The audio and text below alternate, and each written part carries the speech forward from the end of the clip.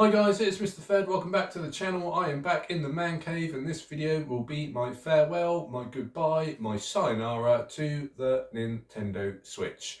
Overall, the Nintendo Switch has probably been the best console that I've ever played. I've really enjoyed my 8 years with the Nintendo Switch, and to be honest, if it kept going for another couple of years, I wasn't really done with it. I'm still really enjoying the Nintendo Switch.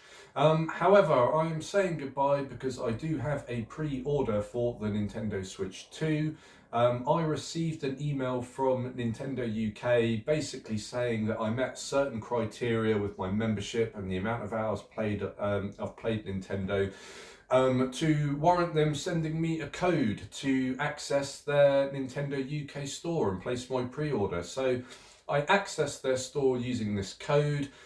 There was only 100 people in the queue, which is great. You know, it's not like queuing up for Oasis tickets where there was some 150,000 people in the queue. There was only 100 people in the queue, and that queue sort of disappeared within about 90 seconds I was into the front of the queue. Anyway, when I got into the Nintendo UK shop, they said I had 10 minutes in the shop to place my pre-order. So I placed the pre-order for the Switch 2 with Mario Kart World. I placed the pre-order for the new Donkey Kong game, Donkey Kong Bonanza. I also got a memory card. I got a new Pro Controller for the Switch 2. And I also got, I think, one of those little cameras. I have absolutely no idea what that camera does, but it just felt like something that I should have. All in all, that little package came to about 650 quid, I think. So, you know, I'm lucky that I managed to get myself a pre-order. I'm really looking forward and really excited to the Nintendo Switch 2. But because the news has come out that Switch 2 will have backwards compatibility with Nintendo Switch 1 games, I think this little chestnut at the front here, this will probably be boxed up and it will be put in the loft until the end of time, never to be seen again until someone comes out and empties the loft after I die, hopefully in another 40 years, but who knows. So the Nintendo Switch, when it first came out, let's share some memories. I've got a few games here which I want to talk about, which I've sectioned off in this top partition of this pile here. Now, the launch titles for the Nintendo Switch back in 2017, the launch titles weren't that good. Now, to give you an idea of how actually bad they were, I've actually got a few of them here. I mean, this was one of them. This is Super Bomberman R. That was a launch title for the Nintendo Switch, and it's a terrible game. It's nowhere near as good as the Bomberman games we got on the Super Nintendo. If you thought it was going to get any better, well, it wasn't. We also had a launch title of this, didn't we? Tetris and Puyo Puyo. Again, I mean, it's average. It's not a launch title game. Now, most people, when they think of the Switch and the launch, they're probably going to think, or 95% of us will think of Zelda Breath of the Wild. Yes, it was excellent game. I don't consider it a launch title though. I consider this a port from the Wii U because this came out on the Wii U, so I really don't consider it a Switch launch title. Now, there was one launch title which I'll try and find for you here, which I thought actually was probably the only decent launch title that came out, and it's this game here. This is a game called I Am Setsuna. It's by Square Enix. Now, this was an absolutely brilliant turn-based strategy JRPG. It's probably still one of my favourite JRPGs that I've played. Just to give you an idea about this game, it's only a 20-25 hour playthrough, but you are escorting a girl called Setsuna in order to be sacrificed. Now, spoiler alert, this game is 8 years old, so I'm not going to give too many spoilers away, I don't think. But at the end of the game, you have a choice when you finally get her to the sort of place where she's due to be sacrificed about whether you go through with it or not. Now, me being me, I didn't drag her across all those lands and fight all those enemies not to finish through what I started, so I did end up putting her to the block. Now, and then the credits rolled, and it was really quite a sad and morbid ending, but some excellent emotive storytelling. Now, I really need to give this another playthrough to see what happens if you select the option to let her live. I don't know, maybe I should YouTube it. Some other brilliant games and other brilliant memories I've had with the Nintendo Switch. As you know, The Switch was terrible on sport games. We got no ice hockey, we got no Madden or NFL football, but we did get this little gem right here. We did get MLB The Show. I'm a big baseball fan, and this game was absolutely brilliant. I put hours and hours and hours into this online, and also getting like all the collectibles and that. It was fantastic. I really want the sequel to this game here, because I think this is MLB The Show 22, and I think you've got 23 and 24 on the Switch, but they come out every year, and I'm just not ready to buy those sorts of games every year like FIFA. You know, I'll buy them sort of once every 3 or 4 years. Some other happy memories I've got. I'm going to show you this game here. This game has the best, what I would call extras with it, I suppose. So this is a game called Cave Story. It's an independent game, but if you open it up, you get some excellent artwork, and you get a mini CD of the soundtrack. You get a fantastic game manual. Do you remember the good old days?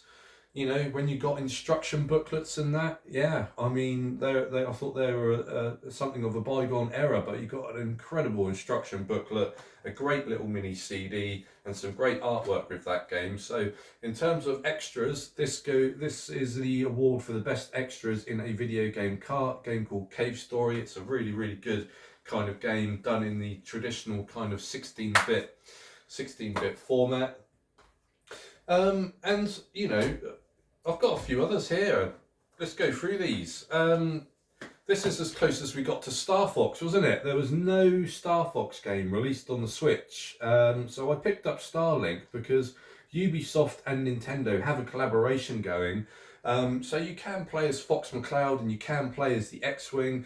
And that was the only reason why I got this game, really, to be honest. I mean, it's a good game. The only problem with there's not enough of it. Again, it's a really, really short playthrough, only 20 hours. But the fact that you get Star Fox and the rest of the Star Fox gang, I think it's Peppy Hare, isn't it? And Slippy Toad and Falcon. Oh, it was brilliant, and the game is good as well. So, you know, congratulations to Ubisoft. Ubisoft did actually do some really, really good collaborations with Nintendo, and I thought the Mario Rabbids Kingdom Battle and Sparks of Hope were excellent. I thoroughly enjoyed those. They were brilliant, brilliant games. Ubisoft on their own, without the support of Nintendo, without the support of those Nintendo characters, their games were a little bit hit and miss. What other games have I picked out? Just to show you that I play a little bit of everything. You know, we got games like House Flipper. I mean, it's exactly what it says on the tin. You paint, you sweep, you rearrange furniture. It did actually give us some ideas when we bought our house 2 years ago. You know, we did try and test a few things on House Flipper just to see how it would look in real life. So it does have its perks. Simulation wise, this is probably the toughest simulation game I have. I got 2 of these. I got TT Isle of Man 1 and I have TT Isle of Man 2. Now these are games which are incredibly difficult. The bikes go round the Isle of Man course at an incredible knot speed, and it's all very minute, very, very micro adjustments. If you do one sudden direction change to the left, or if you go like literally a couple miles an hour around the corner that you're supposed to, you will crash, you will burn. However, it's a game that takes practice. I know most gamers these days, for some reason, they don't like to put in practice. They just like to be able to pick up a game and be instantly good at it.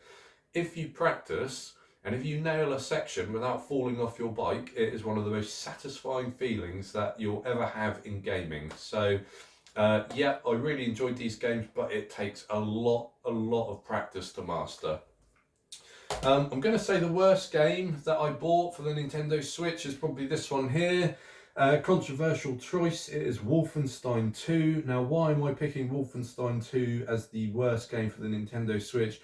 Simply because of the language in it. I know it's a bit kind of, you know, old fuddy-duddy and a bit middle-aged of me, but I just don't think in the year 2022 or whenever this game came out, 2021, You know, do we really need the N word in a video game in this day and age? I don't think we do. And as soon as I heard that, I took the game out. I said, I'm not playing this anymore. It's absolute trash. And I didn't enjoy this at all. I mean, it's just not necessary. That sort of level of sort of language and violence and all sorts in there that I didn't appreciate it really. Call me an old git, I don't care. And finally, probably one of my most disappointing games is Ace Combat 7. Now, this is from the bloodline of the Afterburner series, you know, the beloved Afterburner arcade games.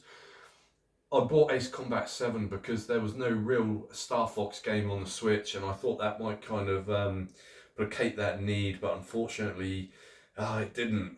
This game is a little bit like, you know, flying around airspace trying to shoot all these other planes. Felt like you were sort of in a hot country trying to swat flies away from your face. That's what it kind of felt like. So I mean, overall, the Nintendo Switch has been brilliant. I've absolutely put hours into it. Some things that they need to improve on with the Switch 2, though, would be the eShop and the online store. There needs to be a way to filter out the eShop. Some of the games that get on the eShop, I don't know how they even pass Nintendo's quality control. It just feels like any indie developer can upload any old trash on that eShop and put a price tag on it. But there really needs to be some minute monitoring of that. And the online service as well. The online games with the Switch, the Game Boy, the Nintendo 64, the Game Boy and the Super Nintendo, where I like some of those games, and I appreciate we're not going to get all of those games on the online service because of various different kind of logistics and legal wranglings with the developers that made them.